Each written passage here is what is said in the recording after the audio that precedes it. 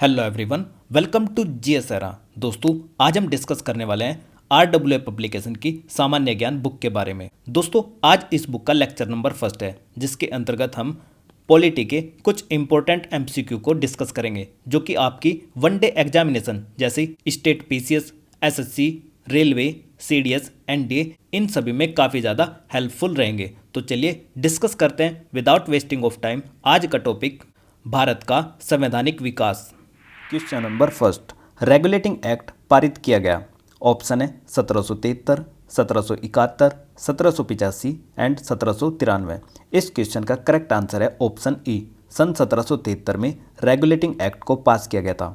दोस्तों, ये जो रेगुलेटिंग एक्ट है, इसको ब्रिटेन के पार्लियामेंट में पास किया गया था। जब इसको ब्रिटेन के पार्लियामेंट में पास किया गया, उस समय पर ब्रिटेन के पीएम का नाम था लॉर्ड नॉर्थ। ब्रिटेन के पीएम लॉर्ड नॉर्थ अपने यहाँ पर एक सेक्रेट कमेटी अर्थात गुप्त समिति की स्थापना करते हैं, जो रिकमेंडेशन देती है कि आप क्या करिए, एक रेगुलेटिंग एक्ट की स्थापना करिए, ताकि जो ईस्ट इंडिया कंपनी भारत में प्रशासन चला रही है, उसको हम क्या कर सकें, रेगुलेट कर सकें। तो ये जो एक्ट लाया गया था, ये कंपनी को रेगुलेट करने के लिए लाया गया था, इसलिए इसका नाम क्या पड़ गया, रेगुलेटिंग एक्ट 1773। और दोस्तों, इसके माध्यम से क्या हुआ, जो गवर्नर का पद होता था, उसको गवर्नर के पद को गवर्नर जनरल के रूप में तब्दील कर दिया। तो इतनी बातें आपको रेगुलेटिंग एक्ट से याद रखनी है। नेक्स्ट क्वेश्चन नंबर 2, 1773 के नियामक अधिनियम, जिसको हम रेगुलेटिंग एक्ट भी कहते हैं, इसके अंतर्गत कलकत्ता प्रेसिडेंसी में स्थापित सरकार में गवर्नर जनरल और उसकी परिषद में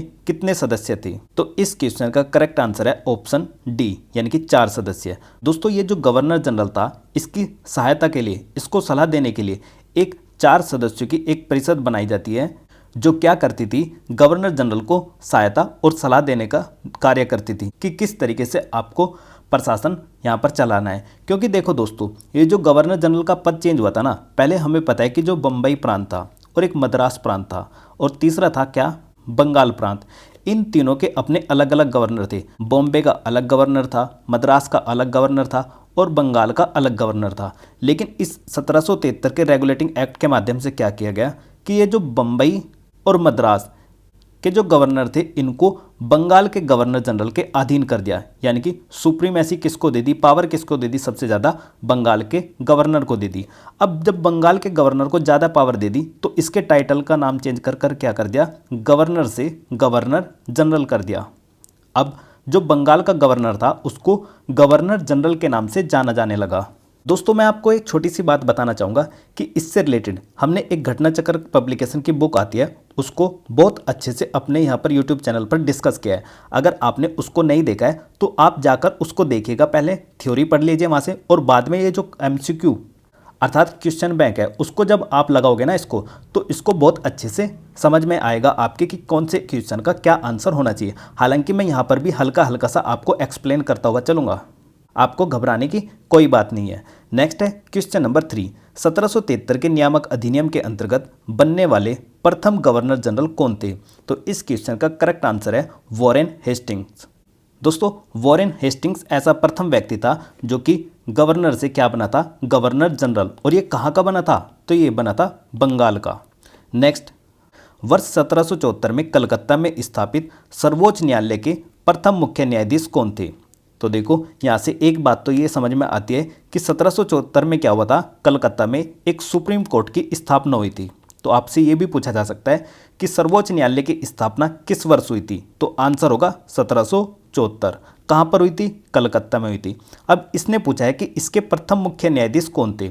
तो इसके प्रथम मुख्य न्यायाधीश थे सर एलिजा इम्पे। तो समझ में आया आपको कि एक रेगुलेटिंग एक्ट आया था 1773 में। इस 1773 में रेगुलेटिंग एक्ट के माध्यम से कलकत्ता में एक सुप्रीम कोर्ट की स्थापना करी जाती है। ये सुप्रीम कोर्ट की स्थापना सन 1774 में की जाती है, जिसमें मुख्य न्यायाधीश कौन थी?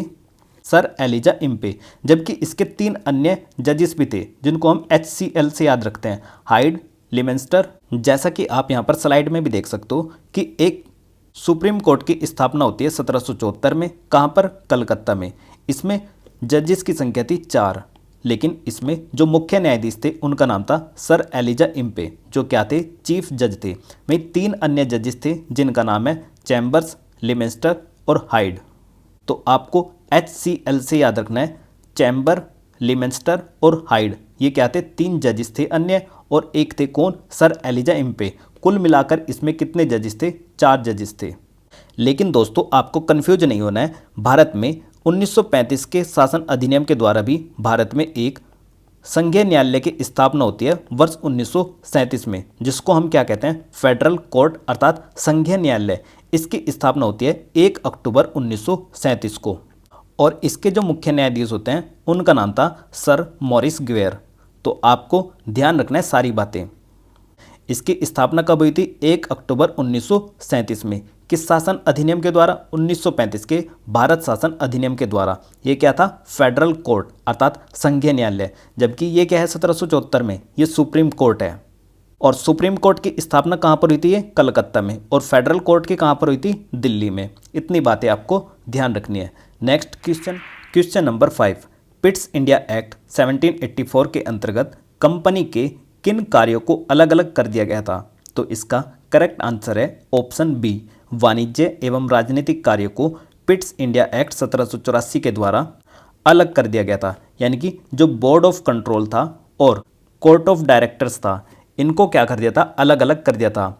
जो कोर्ट ऑफ डायरेक्टर था ये क्या करता था, कंपनी के व्यापार अर्थात बिजनेस से रिलेटेड मैटर्स देखता था, और जो बोर्ड ऑफ कंट्रोल था वो प्रशासन अर्थात भारत में शासन प्रणाली किस प्रकार से चलाई जाएगी वो इस बारे में डिस्कशन करते थे।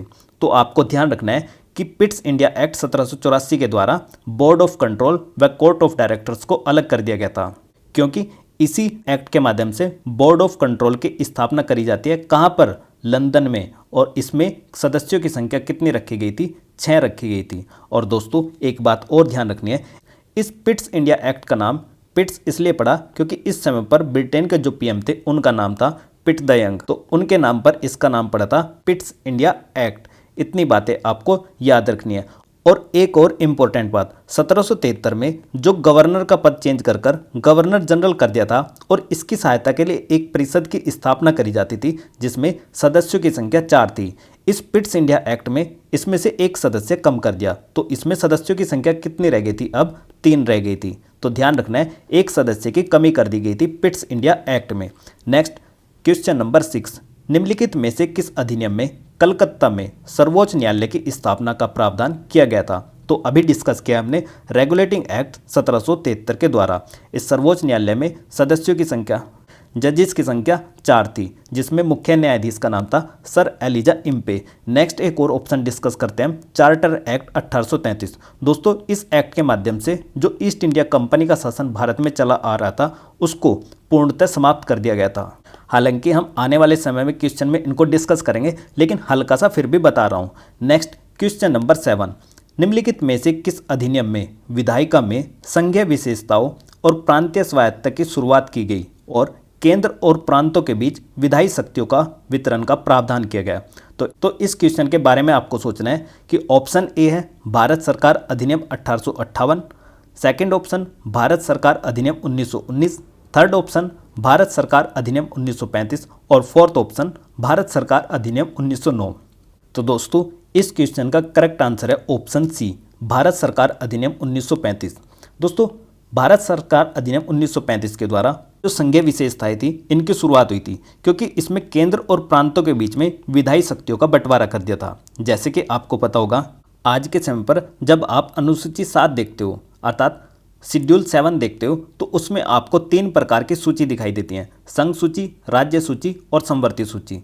इसी तरीके से इस अधिनियम के द्वारा भी, किसके, भारत शासन अधिनियम 1935 के द्वारा सेंटर और स्टेट के बीच में विधायी शक्तियों का वितरण कर दिया गया था। और इसमें भी उस समय पर 3 सूची थी। ये 3 सूची किस नाम से जानी जाती थी, यूनियन लिस्ट जिसको हम संघ सूची कहते हैं, दूसरी स्टेट लिस्ट राज्य सूची, और तीसरी कनकरेंट अर्थात समवर्ती सूची। इस संघ सूची में विषयों की संख्या थी 59, राज्य सूची में 54 और समवर्ती सूची में विषयों की संख्या थी 36। यानी कि ये इतने सब्जेक्ट पर कानून बना सकते थे। समवर्ती सूची वो सूची होती है जिस पर सेंटर और स्टेट दोनों के दोनों मिलकर कानून बना सकते हैं, लेकिन अगर कभी इन दोनों के कानूनों में कन्फ्लिक्ट हुआ तो ज़्यादा प्रभावी किसका रहेगा, सेंटर गवर्नमेंट का रहेगा। और जो यूनियन लिस्ट होती है उस पर कानून केवल संघ सरकार बनाती है, राज्य सूची के विषय में कानून राज्य सरकार बनाती है। Next question number 8, Pitt's India act 1784 के द्वारा किसका गठन किया गया था? तो हमने अभी डिस्कस किया है कि इस पिट्स इंडिया एक्ट के द्वारा बोर्ड ऑफ कंट्रोल की स्थापना करी गई थी और ये स्थापना करी गई थी लंदन में, और इसमें सदस्यों की संख्या कितनी बताई थी? 6।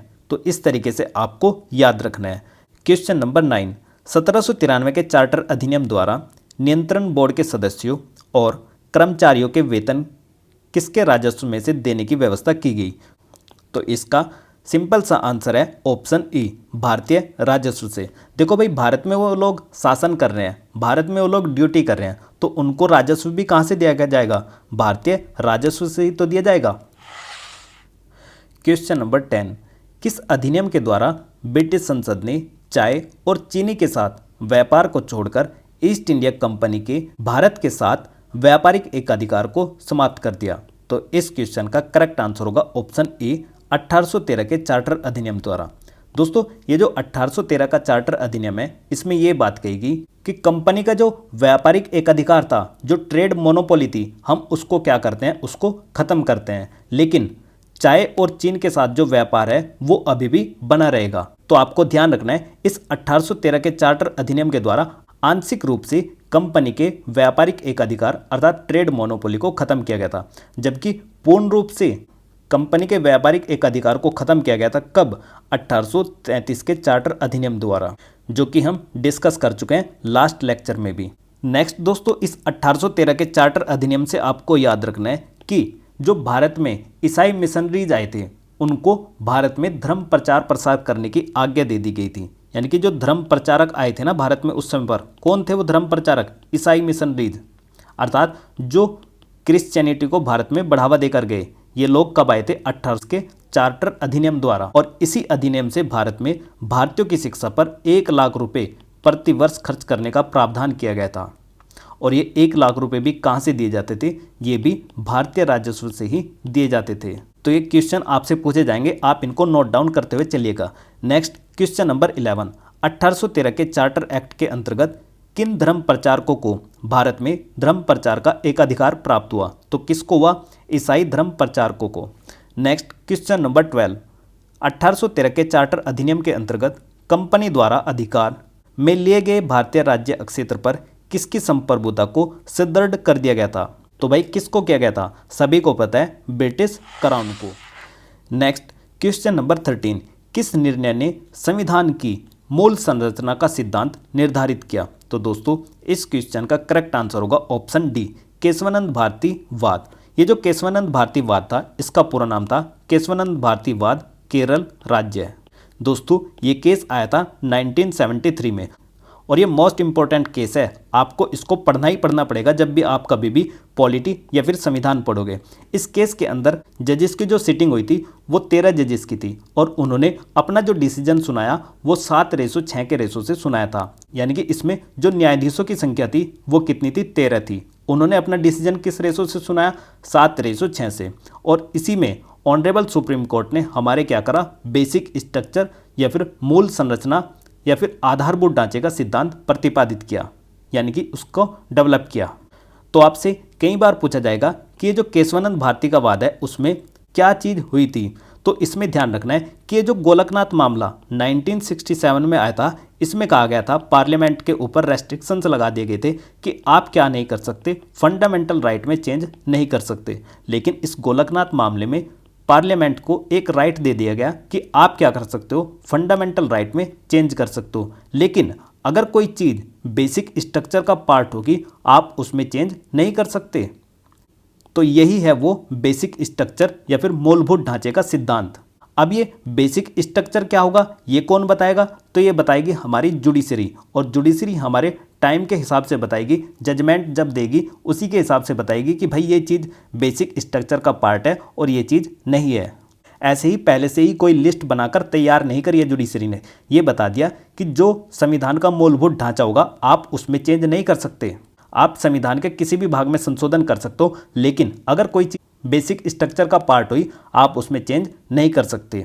दूसरी इंपॉर्टेंट बात आपको याद रखनी है, इसकी तारीख, ये केस की तारीख 24 अप्रैल 1973 है। यानी कि इस दिन इसकी जजमेंट आई थी 24 अप्रैल 1973 को। और 1973 में ही हमारे यहाँ पर क्या था? टाइगर प्रोजेक्ट, इसलिए मैं इस केस को क्या कहता हूँ, टाइगर केस के नाम से याद रखता हूँ, बहुत ही ज़्यादा इंपॉर्टेंट है। Next question number 14, charter act 1853 द्वारा निदेशक मंडल के सदस्यों की संख्या 24 से घटाकर कितनी कर दी गई?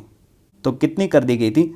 14 कर दी गई थी। तो 10 सदस्यों की संख्या कम कर दी गई थी। नेक्स्ट क्वेश्चन नंबर 15, किस वर्ष में ब्रिटिश राज ने कंपनी का शासन अपने हाथों में ले लिया था? तो इस क्वेश्चन का करेक्ट आंसर है ऑप्शन ए, 1858 में।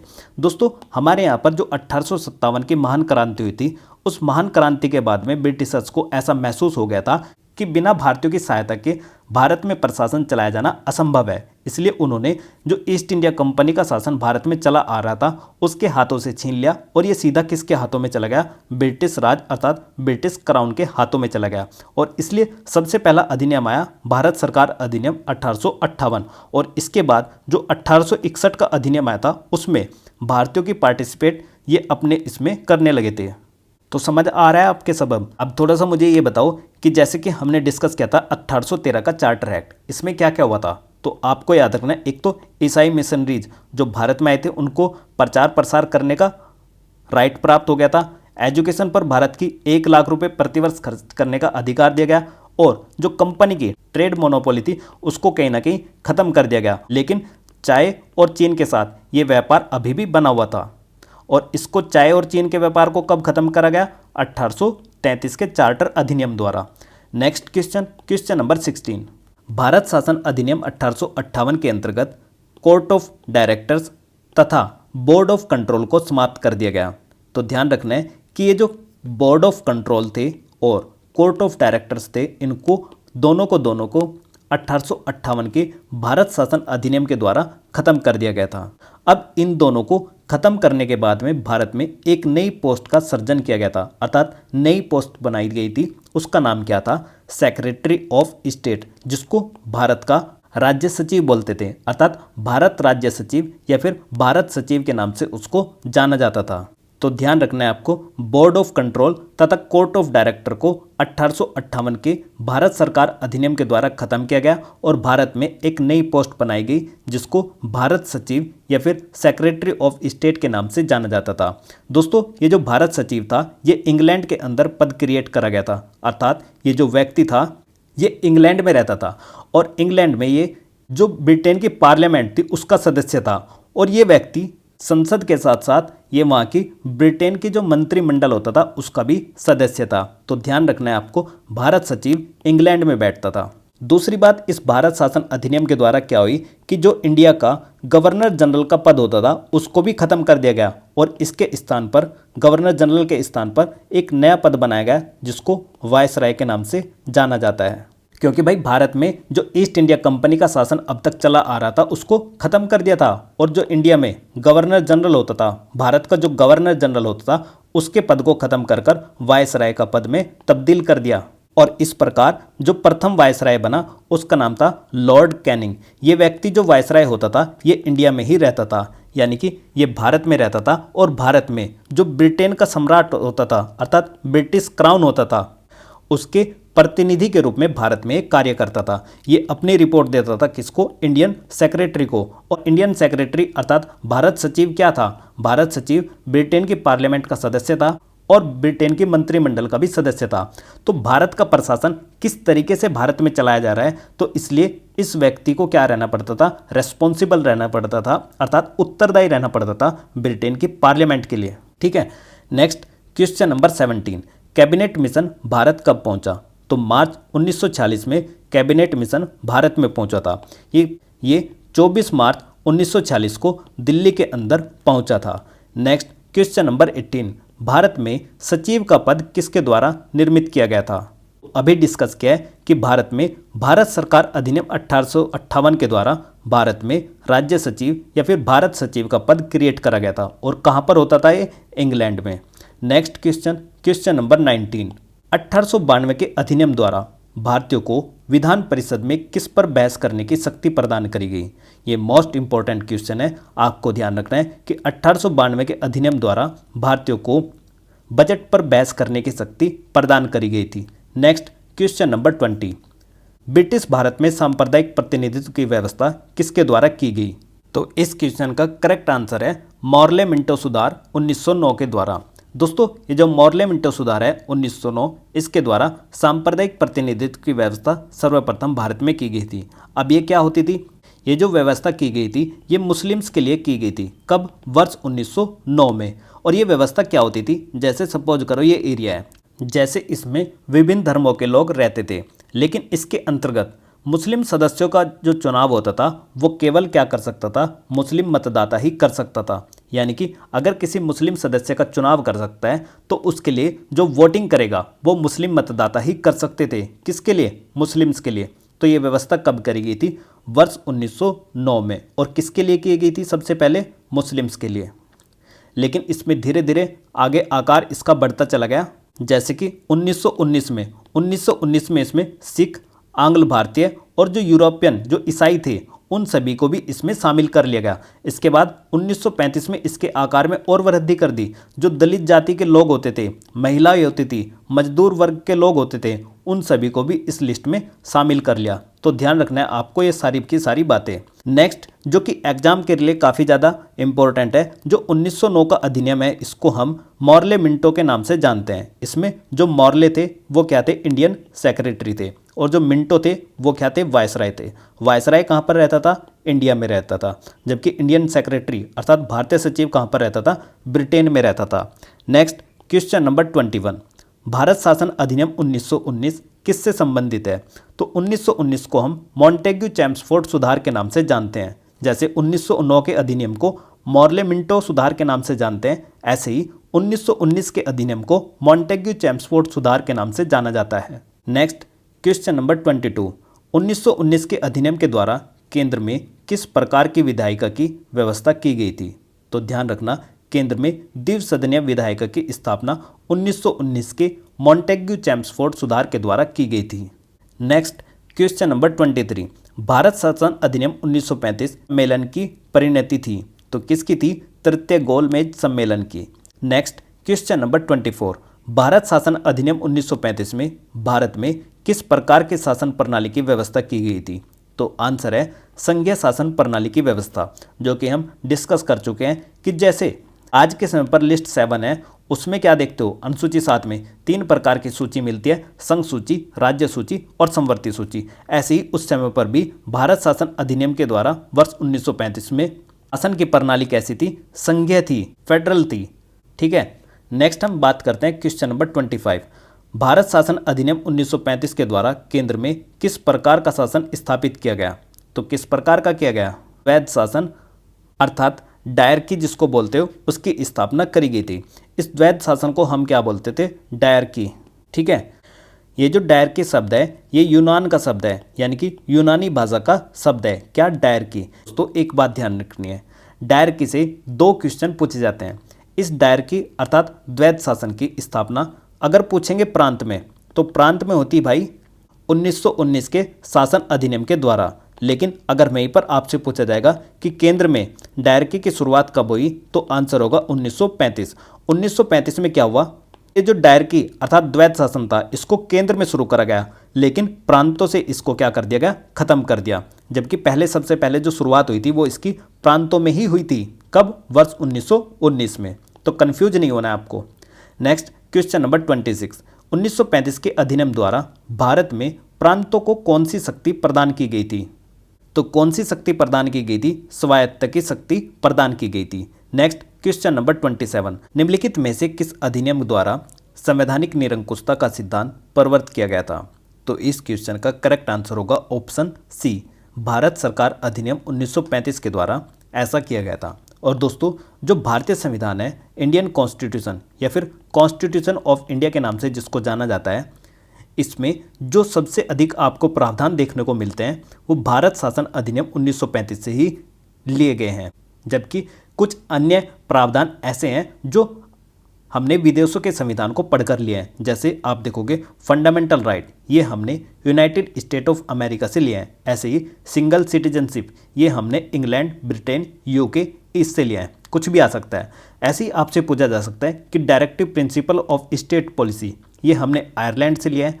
साथ ही साथ जो फंडामेंटल ड्यूटीज अर्थात मौलिक कर्तव्य हैं, इनको हमने यूएसएसआर से लिया है। तो इस तरीके से आपसे कुछ भी क्वेश्चन करके पूछा जा सकता है। लेकिन जो सबसे ज़्यादा प्रावधान लिए गए हैं कॉन्स्टिट्यूशन ऑफ इंडिया के, वो भारत सरकार अधिनियम 1935 के द्वारा लिए गए हैं। नेक्स्ट क्वेश्चन नंबर 28, 1935 के अधिनियम द्वारा स्थापित संघ में अवशिष्ट शक्तियाँ किसको दी गई थी?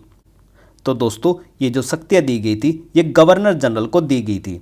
और ये जो अवशिष्ट शक्तियाँ हैं, वर्तमान में इन अवशिष्ट शक्तियों के बारे में जो प्रावधान किया गया है वो आर्टिकल 248 में किया गया है। इनको भारतीय संविधान में ऑस्ट्रेलिया से लिया गया है। अब ये अवशिष्ट शक्तियाँ क्या होती है? अवशिष्ट शक्तियाँ वो शक्तियाँ होती हैं कि जैसे हमने पढ़ा है कि जो हमारे यहाँ पर अनुसूची 7 है, अनुसूची 7 में 3 लिस्ट हैं, संघ सूची, राज्य सूची और संवर्ती सूची। इसमें बताया गया है कि यदि कोई ऐसा विषय है जो राज्य सूची में नहीं लिखा गया है और संवर्ती सूची में नहीं लिखा गया है, तो उस पर जो कानून बनाने की शक्ति होगी वो हमारी पार्लियामेंट अर्थात संघ सरकार या फिर यूनियन सरकार के पास में होगी, यूनियन गवर्नमेंट के पास में होगी। ठीक है, ऐसी बातें कहाँ पर लिखी गई हैं? आर्टिकल 248 में। ये बताता है अवशिष्ट शक्तियों के बारे में कि यदि कोई विषय राज्य सूची का नहीं है, संवर्ती सूची का नहीं है, तो उस पर कानून कौन बना सकती है? संघ सरकार अर्थात संसद बना सकती है। और इसका प्रावधान कहाँ से लिया था? ऑस्ट्रेलिया से। तो जल्दी से रिकॉल करो, हमने ऑस्ट्रेलिया से और क्या क्या लिया है। जैसे ऑस्ट्रेलिया से हमने एक लिया आर्टिकल 108। ये आर्टिकल 108 किससे रिलेटेड है? तो आप कहोगे जो जॉइंट सिटिंग होती है अर्थात जो दोनों सदनों की संयुक्त बैठक होती है, उसको कहाँ से लिया है? हमने ऑस्ट्रेलिया से ही लिया गया है। ये कहाँ पर डिफाइन है? आर्टिकल 108 में। नेक्स्ट क्वेश्चन, क्वेश्चन नंबर 29, 1935 के भारत शासन अधिनियम द्वारा कौन भारत से अलग हुआ? तो किसको किया गया था? म्यांमार को। और म्यांमार को किस नाम से जाना जाता था? उस समय पर बर्मा के नाम से जाना जाता था। और इसको अलग किया गया था 1937 में। लेकिन अधिनियम कब आया था? 1935 में। और इस 1935 अधिनियम के द्वारा संघ लोक सेवा आयोग अर्थात यूनियन पब्लिक सर्विस कमीशन की भी स्थापना हुई थी। साथ ही साथ जो आरबीआई बैंक है, आरबीआई बैंक की स्थापना भी भारत शासन अधिनियम 1935 के माध्यम से ही हुई थी। और एक और बताया था हमने 1937 में भारत में एक फेडरल कोर्ट की स्थापना करी जाती है दिल्ली के अंतर्गत। और इसके जो मुख्य न्यायाधीश थे वो कौन थे? मैरिस ग्वेयर। तो इतनी बातें आपको भारत शासन अधिनियम 1935 से याद रखनी है। नेक्स्ट क्वेश्चन नंबर 30, भारत में संघीय न्यायालय की रचना का समर्थन किस अधिनियम आयोग के द्वारा किया गया था? तो किसके द्वारा? भारत सरकार अधिनियम 1935 के द्वारा। नेक्स्ट क्वेश्चन नंबर 31, 1935 के अधिनियम के संदर्भ में किसने कहा था कि यह अनेक ब्रेकों वाली इंजन रहित गाड़ी है? तो ये स्टेटमेंट काफ़ी ज़्यादा इंपॉर्टेंट है, याद रखना है। जो हमारे देश के प्रथम प्रधानमंत्री थे जवाहरलाल नेहरू, उन्होंने ये कहा था कि जो 1935 का अधिनियम है ये अनेक ब्रेकों वाली इंजन रहित गाड़ी है। ठीक है, नेक्स्ट हम बात करते हैं ऑप्शन ई। ये जो डॉक्टर भीमराव अंबेडकर हैं, इनको हम कॉन्स्टिट्यूशन ऑफ इंडिया का क्या कहते हैं? फादर कहते हैं। और इनसे रिलेटेड एक समिति काफ़ी बार पूछी जाती है जिसको हम प्रारूप समिति के नाम से जानते हैं। और ये जो दोस्तों प्रारूप समिति थी, इसकी स्थापना हुई थी 29 अगस्त 1947 को। 29 अगस्त 1947 को इस प्रारूप समिति की स्थापना हुई थी, जिसके अंदर सदस्यों की संख्या 7 थी, जबकि इसके अध्यक्ष कौन थे? Doctor Bhimrao Ambedkar. Next question number 32, इन व्यक्तियों में से कौन कैबिनेट मिशन का सदस्य नहीं था? तो दोस्तों देखो, कैबिनेट मिशन में सदस्यों की संख्या 3 थी। ये जो कैबिनेट मिशन था इसको ब्रिटेन की पार्लियामेंट में बनाया जाता है। और इसमें जो सदस्य 3 थे उनके नाम थे स्टेफर्ड क्रिप्स, एवी अलेक्जेंडर और लॉर्ड पथिक लॉरेंस। इन 3 सदस्यों का जो मिशन था वो कहलाता था कैबिनेट मिशन। कहाँ बनाया गया? ब्रिटेन की पार्लियामेंट में। तो इसका मतलब विलियम वुड इस कैबिनेट मिशन का सदस्य नहीं था। नेक्स्ट क्वेश्चन नंबर 33, भारत के लिए संविधान की रचना हेतु संविधान सभा का विचार सर्वप्रथम किसने दिया? ये दिया था स्वराज पार्टी ने। नेक्स्ट स्वतंत्रता के पूर्व के दिनों में प्रारंभ में किसने संविधान निर्मात्री सभा का विचार प्रस्तुत किया था? तो किसने किया था भाई? एम.एन. रॉय ने। एम.एन. रॉय एक वामपंथी आंदोलन के प्रमुख नेता थे। इन्होंने वर्ष 1934 में सबसे पहले भारतीयों के लिए एक संविधान सभा होनी चाहिए, इसके लिए एक विचार प्रस्तुत किया था। उसके बाद इसी विचार को 1935 में जो इंडियन नेशनल कांग्रेस है उसने पहली बार भारत के संविधान के निर्माण के लिए आधिकारिक रूप से संविधान सभा के गठन की मांग करी थी। ठीक इसके बाद 1938 में इसी इंडियन नेशनल कांग्रेस की साइड से जो हमारे देश के प्रथम प्रधानमंत्री थे पंडित जवाहरलाल नेहरू ने घोषणा की थी कि स्वतंत्र भारत के संविधान का निर्माण वयस्क मत अधिकार एडल्ट फ्रेंचाइज के आधार पर चुनी हुई संविधान सभा के द्वारा अर्थात कॉन्स्टिट्यूशन असेंबली के द्वारा किया जाएगा। इसमें कोई भी बाहरी हस्तक्षेप नहीं होगा, यानी कि हम ब्रिटेन के दबाव में अपनी संविधान सभा का निर्माण नहीं करेंगे। ये किस आधार पर होगा? वयस्क मत अधिकार के आधार पर होगा। ठीक, ऐसी बात कही थी किसने? पंडित जवाहरलाल नेहरू ने। फिर इसी मांग को 1938 के बाद 1940 में जो ब्रिटेन की गवर्नमेंट थी जो हमारे ऊपर रूल कर रही थी, उन्होंने इस मांग को सैद्धांतिक रूप से स्वीकार कर लिया था। किसकी मांग को? पंडित जवाहरलाल नेहरू की मांग को। तो उस समय पर कुछ इस प्रकार की कहानी रही थी, लेकिन सबसे पहले जो विचार दिया था वो किसने दिया था? एम.एन. रॉय ने। नेक्स्ट, किसने कहा था कि भारतीय संविधान भारतीयों की इच्छा अनुसार ही होगा? तो इस क्वेश्चन का करेक्ट आंसर है ऑप्शन ए, महात्मा गांधी जी। जो महात्मा गांधी जी है उन्होंने कहा था कि भारत का संविधान भारतीयों की इच्छा के अनुसार ही होना चाहिए। Next, question number 36। वर्ष 1928 में कांग्रेस नेताओं की एक समिति ने भारत के लिए एक संविधान का मसौदा तैयार किया। इस समिति की अध्यक्षता किसके द्वारा की गई थी? तो दोस्तों इस क्वेश्चन का करेक्ट आंसर है ऑप्शन बी, मोतीलाल नेहरू। वर्ष 1928 में कांग्रेस नेताओं की एक समिति ने भारत के लिए संविधान का मसौदा तैयार किया था। इस समिति के अध्यक्ष कौन थे? मोतीलाल नेहरू थे। जबकि जो हमारा वर्तमान में कॉन्स्टिट्यूशन ऑफ इंडिया है उसका जो मसौदा तैयार करा था वो किसने कराया था? ड्राफ्टिंग कमेटी अर्थात प्रारूप समिति ने, जिसके अध्यक्ष कौन थे? Doctor Bhimrao Ambedkar.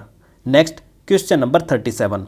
Cabinet mission योजना के अधीन बनाई गई संविधान सभा में सदस्यों की संख्या कितनी थी? तो ये थी 389। दोस्तों ये जो 389 सदस्य हैं इनमें 296 आते थे ब्रिटिश प्रांत से और 93 आती थी देसी रियासत। तो इस प्रकार ये कुल मिलाकर कितने थे? 389 थे, यानी कि जो प्रिंसली स्टेट अर्थात देसी रियासत थी ये वाले। लेकिन अगर मैं इन 296 को भी बांटूं तो 292 सदस्य आते थे 11 गवर्नरों के प्रांत से और 4 सदस्य आते थे मुख्य आयुक्त अर्थात चीफ कमिश्नरी के अक्षेत्र से। ये जो 4 एरिया थे कौन कौन से थे? तो ये थे दिल्ली, अजमेर, मारवाड़, कुर्ग और ब्रिटिश बलूचिस्तान। ठीक है, दिल्ली, अजमेर, मारवाड़, कुर्ग और ब्रिटिश बलूचिस्तान 4 एरिया थे जहाँ से क्या आते थे? मुख्य आयुक्त के प्रांत थे। और ये सारे के सारे क्या थे? 296 ब्रिटिश प्रांत थे, 93 देसी रियासत थी। लेकिन दोस्तों इसके बाद देश का बंटवारा हो गया। देश के बंटवारे के बाद भारत में रह गई 299 सीट और पाकिस्तान में चलेगी 90 सीट। तो ध्यान रखना है पाकिस्तान में 90 और इंडिया में कितनी रह गई थी? 299। नेक्स्ट, भारतीय संविधान सभा में महिला सदस्यों की कुल संख्या कितनी थी? तो कितनी थी? 15 थी भाई। नेक्स्ट, भारतीय संविधान सभा में ब्रिटिश भारत तथा देसी रियासतों में कितनी सीटें आवंटित की गई थी? तो अभी हमने डिस्कस किया है कि 296 आती थी ब्रिटिश प्रांत से और 93 आती थी देसी रियासतों से। तो देखो लेक्चर की ड्यूरेशन थोड़ी ज़्यादा होने की वजह से हम इस वीडियो को यहीं पर एंड करते हैं। बाकी के जितने क्वेश्चन इसके बचे हुए हैं 30 क्वेश्चन और बचे हुए हैं उनको हम नेक्स्ट लेक्चर में डिस्कस करेंगे। उम्मीद करता हूँ कि यहाँ तक आपके सारे के सारे क्वेश्चन बहुत अच्छे से समझ में आ रहे होंगे। तो चलिए एंड करते हैं इस वीडियो को यहीं पर। तो ये था इस वीडियो का एंड। आई होप आपको ये वीडियो पसंद आई होगी। अगर आपको ये वीडियो पसंद आई है तो इस वीडियो को लाइक कीजिए और अपने दोस्तों को शेयर कीजिए।